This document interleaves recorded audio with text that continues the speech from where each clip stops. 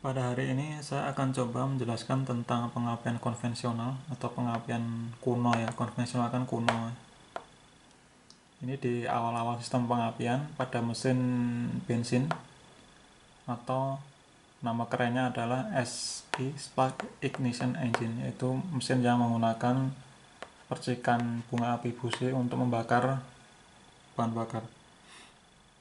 Nah, sebelum kita menginjak ke rangkaian yang ini, rangkaian platina, kapasitor, kemudian koil, itu kita harus memahami terlebih dahulu dua hal, yaitu tentang induksi atau prinsip kerja generator dan apa itu back EMF atau arus back EMF.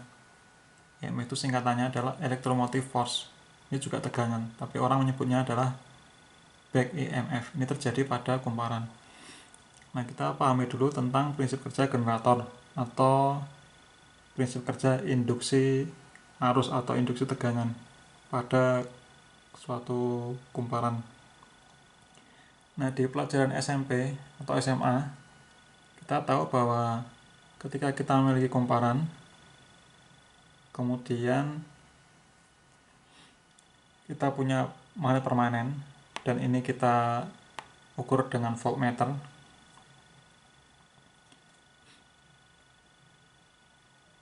Dalam kumparan ini bisa menghasilkan arus, dengan kata lain itu menghasilkan tegangan, itu jika kita gerakkan magnet permanen ini ada magnet permanen. Kalau magnet permanennya itu kita diamkan sini, diam gitu, ini tidak akan timbul arus atau tidak muncul induksi.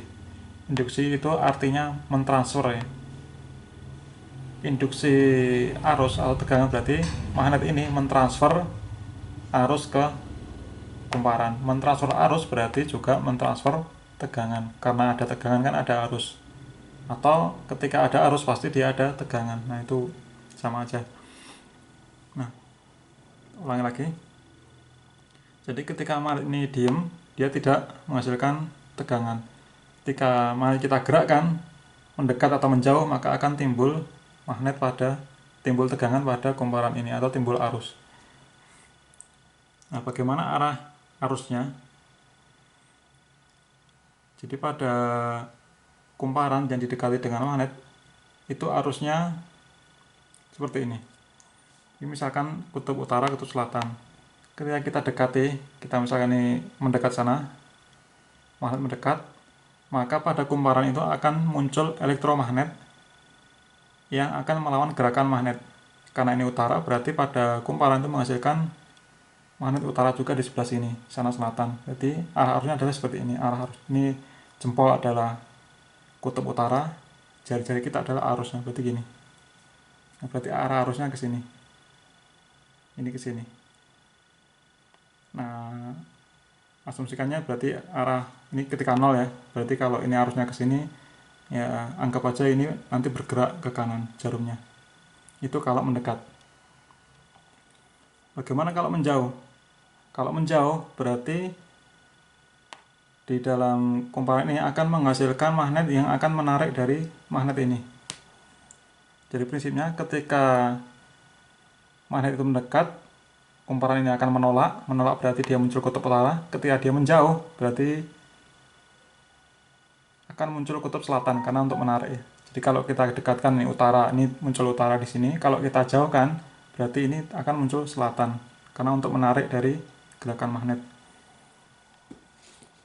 Nah, berarti kita bahas ini ketika menjauh ya. Ketika menjauh berarti ini ada muncul kutub selatan karena untuk menarik. Jadi konsepnya ini ya, jinak-jinak merpati ya. Kita dekati, dia menolak atau lari. Ketika kita menjauh, dia mendekat atau menarik. Gitulah. Berarti ini selatan, ini utara.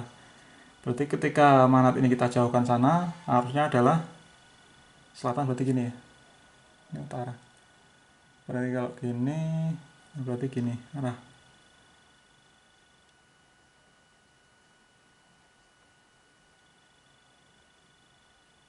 Sorry, ini bukan gini. Gini, berarti gini.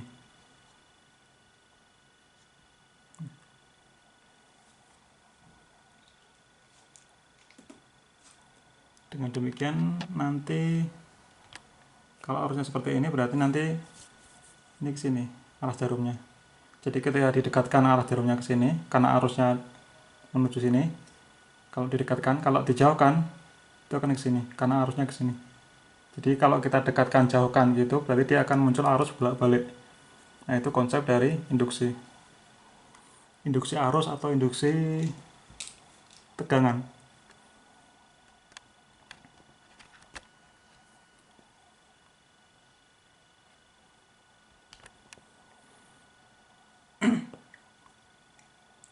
Nah, itu untuk ketika kita menggunakan magnet permanen. Jadi kita bisa menginduksi arus ke kumparannya. Dengan syarat magnetnya kita gerakkan. Nah, bagaimana dengan kalau kita tidak menggunakan magnet permanen, tetapi kita menggunakan magnet elektromagnet. Jadi kita bikin magnet dengan menggunakan sumber DC. Nah, ini juga akan muncul magnet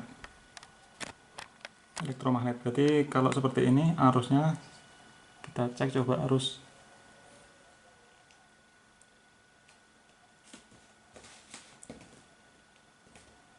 Jadi ini arusnya ke sini, kemudian ke sini, sini, ke bawah sini. Ini ada switchnya ya, switchnya menutup. Nah, berarti kalau kita pakai aturan tangan kanan nih, utara ya. Arah 4 jari kita adalah arusnya, berarti jempol kita utara, berarti ini utara. Ini utara, ini selatan. Nah, ketika kita supply dengan arus baterai ini menjadi magnet sama seperti ini. Nah, ketika ini kondisi ini kan arus DC. DC itu artinya arusnya tetap. Berarti magnet yang terbentuk juga tetap. Nah, kita tetap berarti ini tidak bisa menginduksi, tidak bisa mentransfer arus ke yang lilitan. Ini lilitan primer, enggak usah lilitan primer yang ini adalah lilitan sekunder.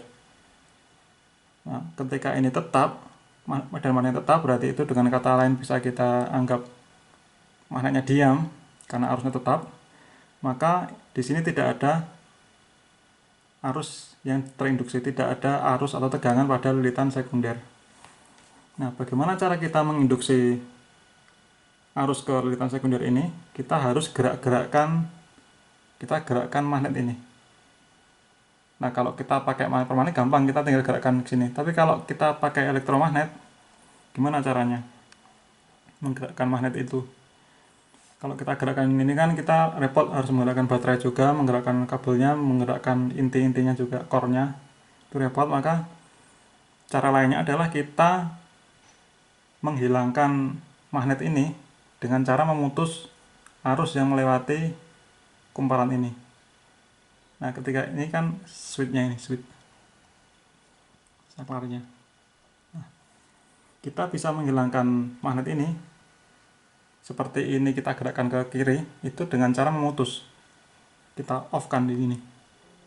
Nah, ketika off, ini ke sini ya. Ketika off, apa yang terjadi? Yang terjadi adalah seperti kita gerakkan menjauh. Maka di sini akan muncul arus induksi.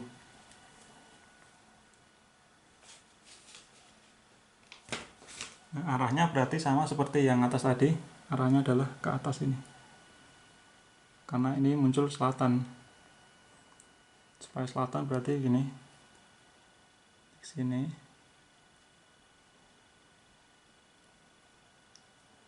Bisa lagi di sini. Berarti ini akan ke sini nanti. Muncul tegangan atau muncul arus pada lilitan sekundernya.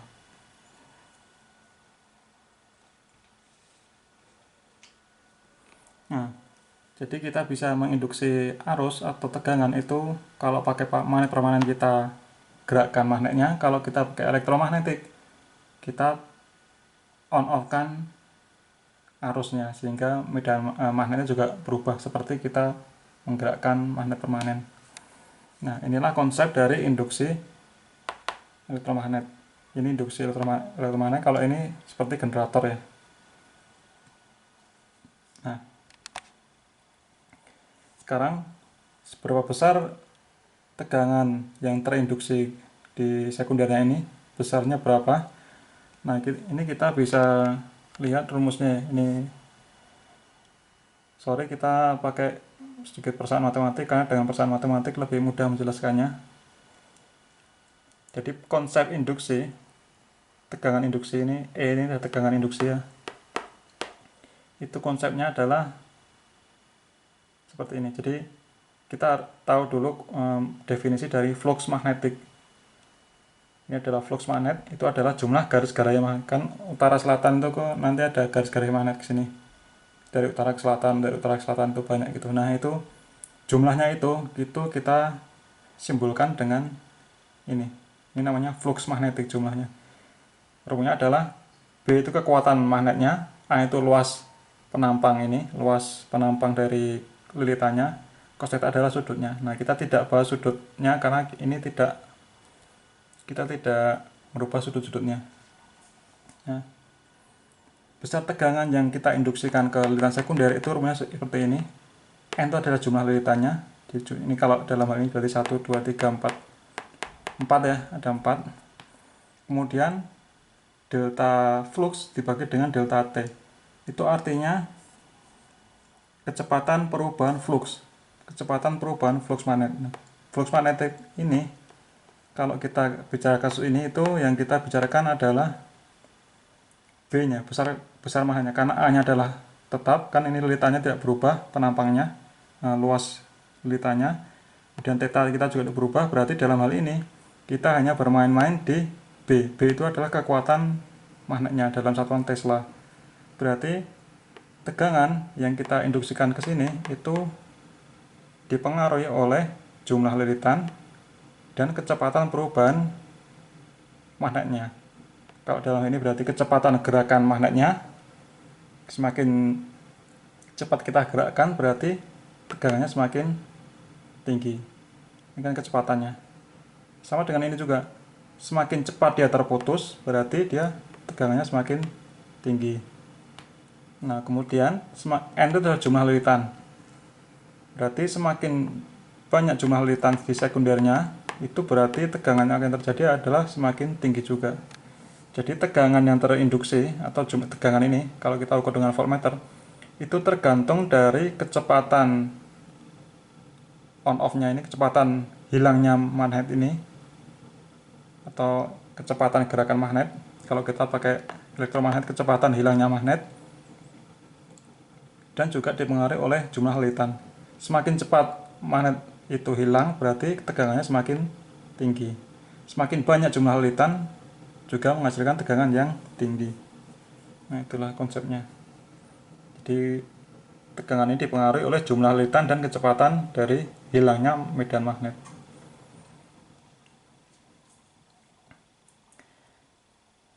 Semoga bisa dipahami tentang induksi ini ya.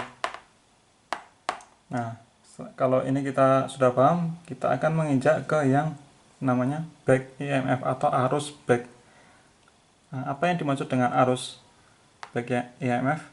Nah, tadi yang ini, rumus yang 1 dan 2, itu kita membicarakan tentang lilitan sekunder. Yang ini maupun yang ini. Ini adalah tegangan yang dihasilkan di lilitan sekundernya. Nah, bagaimana dengan yang ini, yang primer? Nah, primer kita bahas di back EMF ini, apa pengaruhnya? Nah, ini sebagai contoh, ini kan ada lilitan juga. Ada lilitan, ada baterai. Ada lilitan, ada baterai.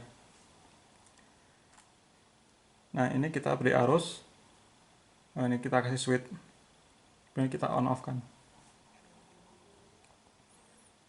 Oh ya, sebelum ini lanjut ini ya. Jadi kenapa kita butuh off tadi kan, supaya ini menghilang seperti kita gerakkan. Nah, itu kita perlukan on off itu ketika kita menggunakan suplai DC. Kalau AC tidak perlu karena kan sudah berubah-ubah arusnya. Arusnya berubah berarti magnet juga berubah-ubah. Seperti kita gerakkan ini. Maju mundur. Nah, itu adalah ketika kita menggunakan AC. Jadi kalau kita menggunakan suplai AC, kita tidak perlu switch ini. Kita perlu switch itu supaya seperti ini, supaya menghasilkan arus yang seakan-akan AC. Tapi tidak full AC ya, karena ini kan seperti hanya kalau kita tarik satu kali ke sana. Kalau AC kan dia maju mundur gitu. Seperti itu. Nah, kita kembali ke sini. Ini ada baterai, ada kumparan, ada switch. Nah, apa yang terjadi dengan switch on dan apa itu back EMF? Nah, ketika switch on, itu kita lihat, maka arus di start awal ya. Jadi ketika awal-awal kita on kan, arus akan mengalir ke sini. Sesuai arah baterai kan positif ke negatif, positif. Ini kemudian ke negatifnya. Nah, di awal-awal itu kan ada perubahan arus. Jadi dari 0 sampai berapa ampere gitu. Misalkan 1 ampere berarti ada perubahan dari 0 ampere menjadi 1 ampere. Nah, ketika ada perubahan itu, maka akan muncul back EMF. Itu artinya adalah arus yang melawan dari arus sumbernya. Jadi awal di on kan arusnya ke sini, maka ini akan akibat adanya kumparan ini dia akan menyebabkan arus yang melawan dari arus aslinya. Nah, ini kan arus yang hitam tuh yang asli ke sini, ke depan, belakang, depan, belakang, ke depan, belakang, ke depan, belakang, terus ke sini. Nah, arus EMF ketika awal di on kan dia akan melawan. Jadi arusnya ke sini. Ke belakang, ke depan, belakang, ke depan, nah ke sini. Dia akan menahan atau melawan dari arus originalnya, aslinya. Nah, kenapa bisa seperti itu? Itu kita kembali ke ini, ke yang arus ini. Jadi ketika kita ada utara kita dekatkan, di sini akan muncul utara. Utara berarti ini arus, ada muncul arus yang sini berarti sini.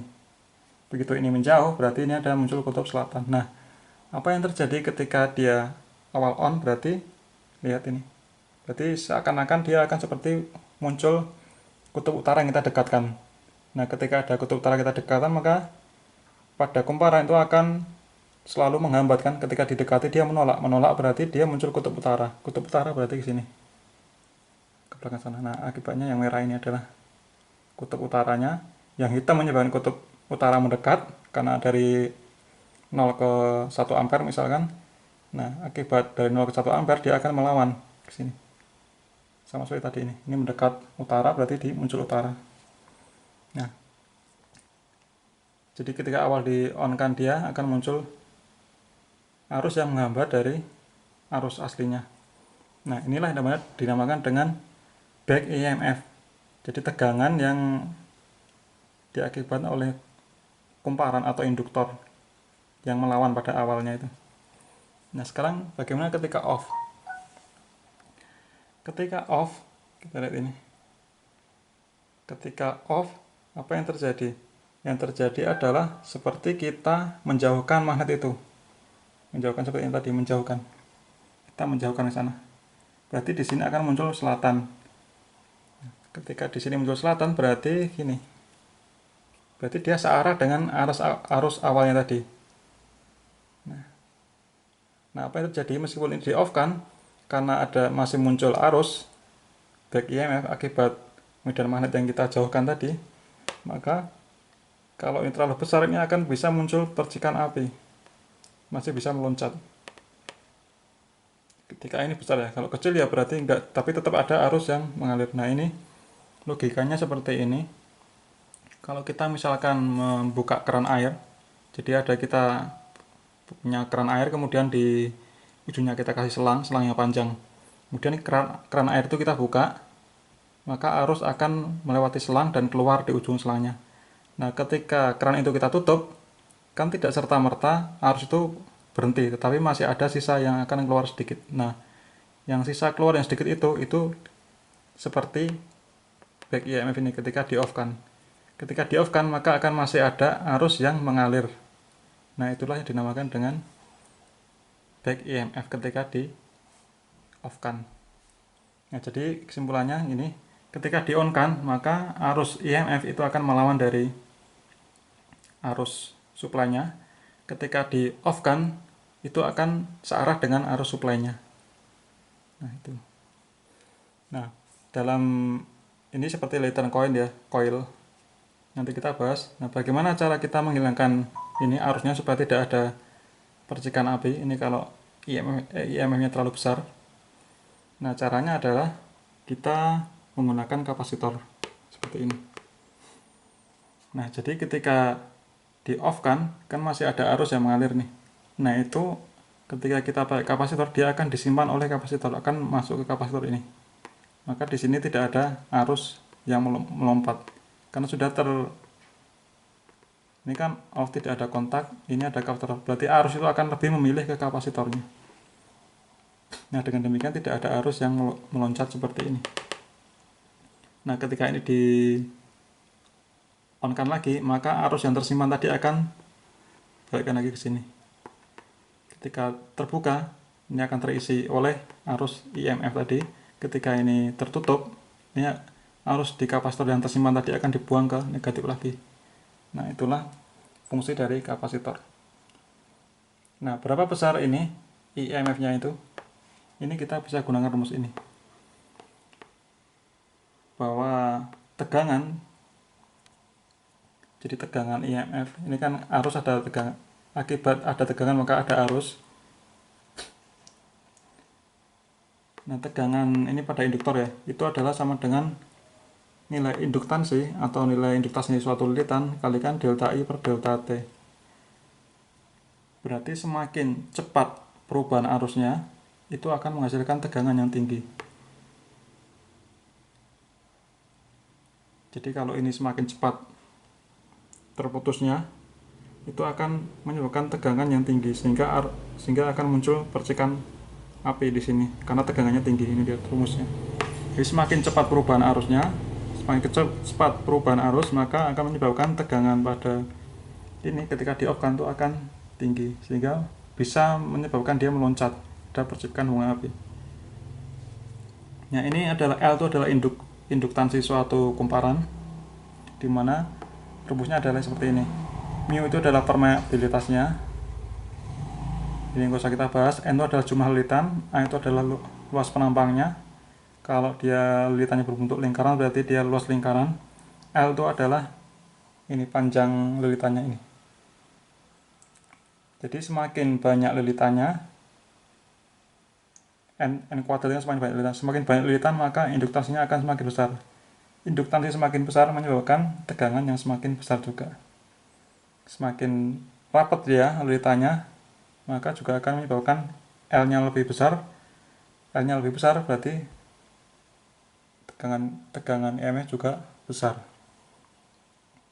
Nah, itu adalah konsep dari induksi generator. Itu kita yang perhatikan ada yang lilitan sekundernya, kemudian back EMF itu adalah lilitan yang primernya. Nah, itu kita bisa kurangi arusnya itu dengan kapasitor tadi ini. Nah, itu adalah sekedar awalan untuk memahami sistem pengapian. Nah, kita sekarang menginjak ke rangkaian pengapian yang sesungguhnya. Nah, ini adalah contoh pengapian konvensional dengan menggunakan baterai, berarti dia adalah pengapian jenis DC. Ini komponen utamanya, ini adalah baterai, kemudian ini adalah stop kontak atau kunci kontak. Ini adalah coil, satu ini bentuknya coil. Itu terdiri dari lilitan primer dan sekunder. Berarti sama seperti tadi, ini primer, ini sekunder. Ini adalah primernya, ini adalah sekundernya.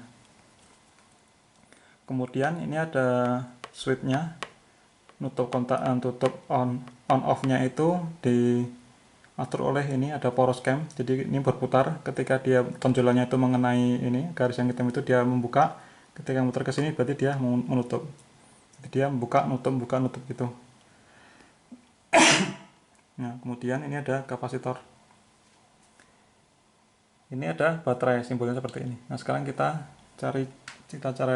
pahami cara kerjanya. Jadi ketika kontak ini on, nutup itu, maka arus akan mengalir dari positif baterai ke kumparan primernya. Jadi ini ketika on, sini, ini on, maka arus akan mengalir ke sini. Nah, menuju ke kumparan sini. Nah, ini anggap aja posisinya dia nutup ya,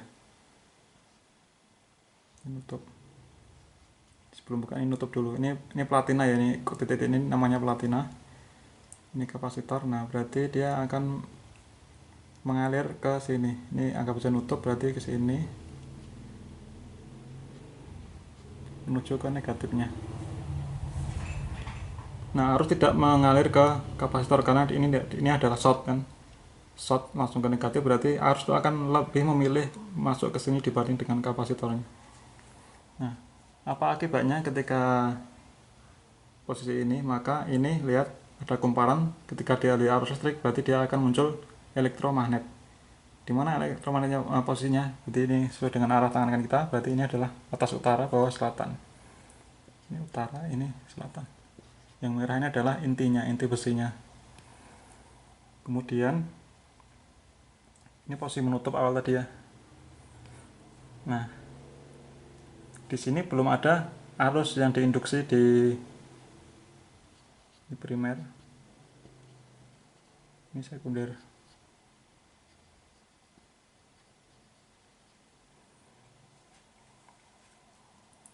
Belum ada arus atau tegangan yang diinduksikan ke yang sekunder. Karena apa? Karena magnetnya tetap. Nah, ini sama seperti magnetnya diam, tidak bergerak. Nah, apa yang terjadi ketika ini membuka, ketika camnya ini membuka platinanya, maka akan terputus. Maka magnet yang disebabkan oleh baterai tadi akan hilang. Hilang itu berarti sama dengan kita menggerakkan ini, magnetnya ke luar. Off.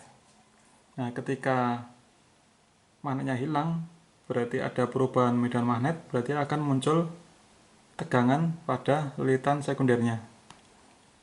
Ya, ketika ini kita gerakkan, berarti akan muncul tegangan di sini.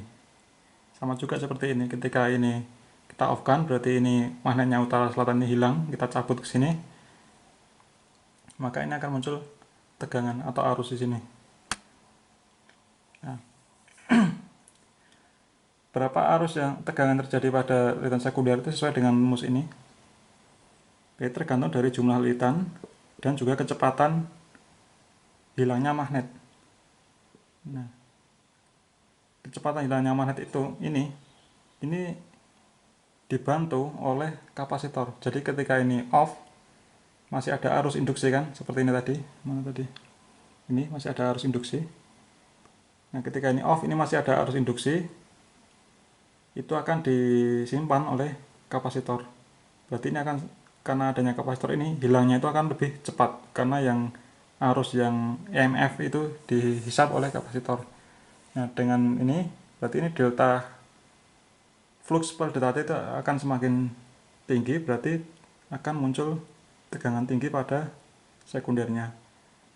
Di samping itu juga jumlah lilitannya itu sangat banyak dibanding dengan yang primer, maka akan sangat tinggi tegangan terjadi, bisa mencapai puluhan ribu volt dari yang 12 volt.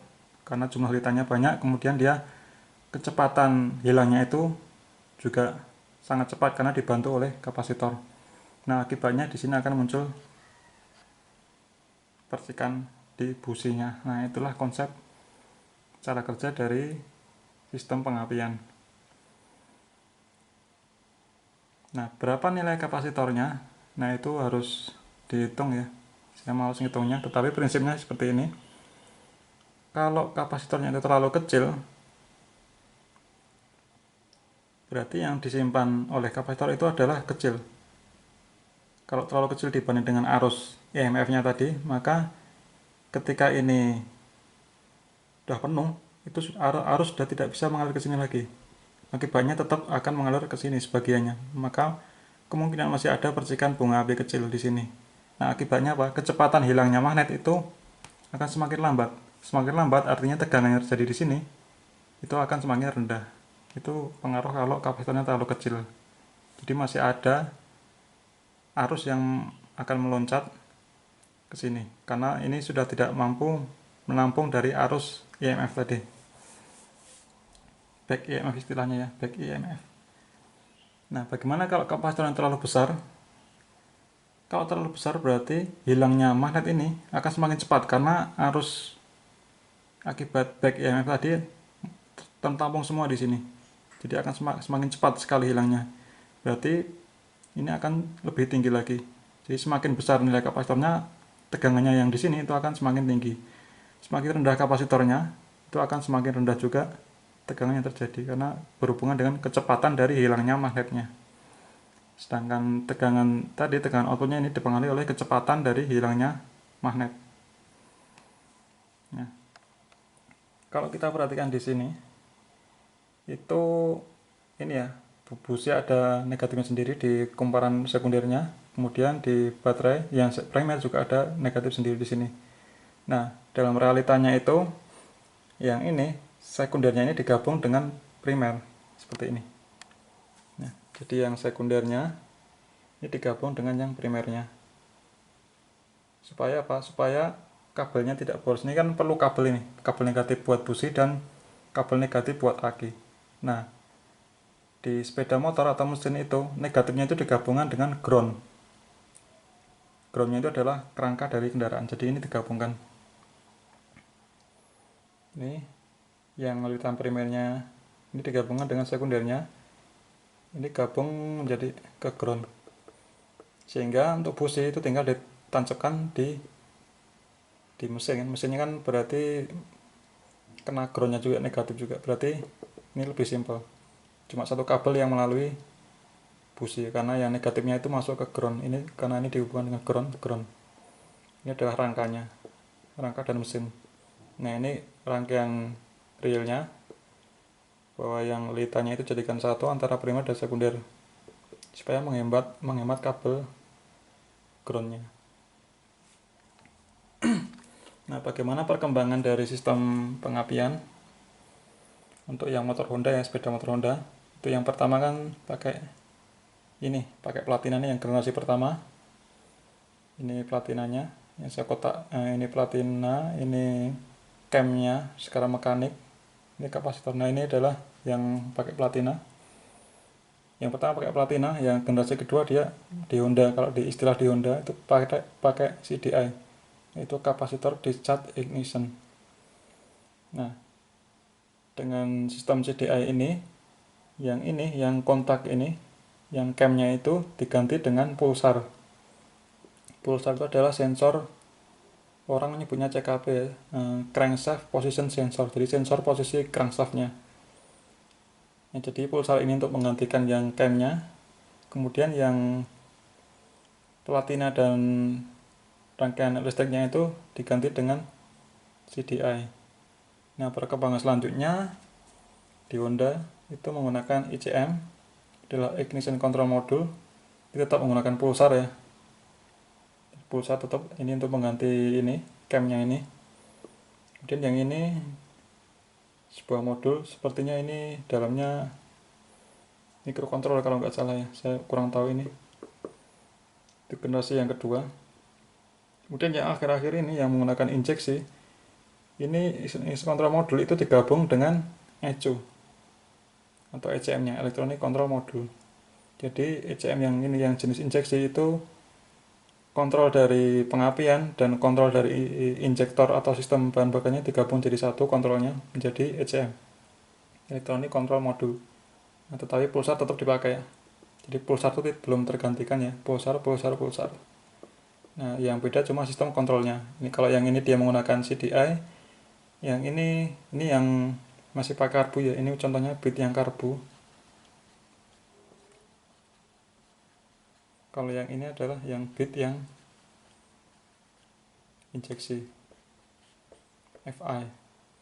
Nah, kalau yang ini berarti ini kayaknya dalamnya juga microcontroller ya ini. Jadi CDI diganti dengan ini, dengan rangkaian digital plus pulsar karena masih pakai karbu. Nah, yang injeksi itu digabung, jadi yang ignition control module ini digabung dengan sistem injeksinya, sistem bahan bakarnya. Nah, pada video selanjutnya saya akan coba ini membahas yang CDI. Kalau yang ICM dan ECM ini kayaknya susah untuk dijelaskan karena sudah rangkaian digital. Nah, maka di video selanjutnya semoga saya bisa membahas ini CDI, dimana terbagi menjadi dua, ada CDI yang buat AC dan DC, pengapian AC dan DC. Nah, sekian penjelasan dari saya, semoga bisa dipahami. Mohon maaf ini agak panjang lebar. Semoga bermanfaat. Terima kasih.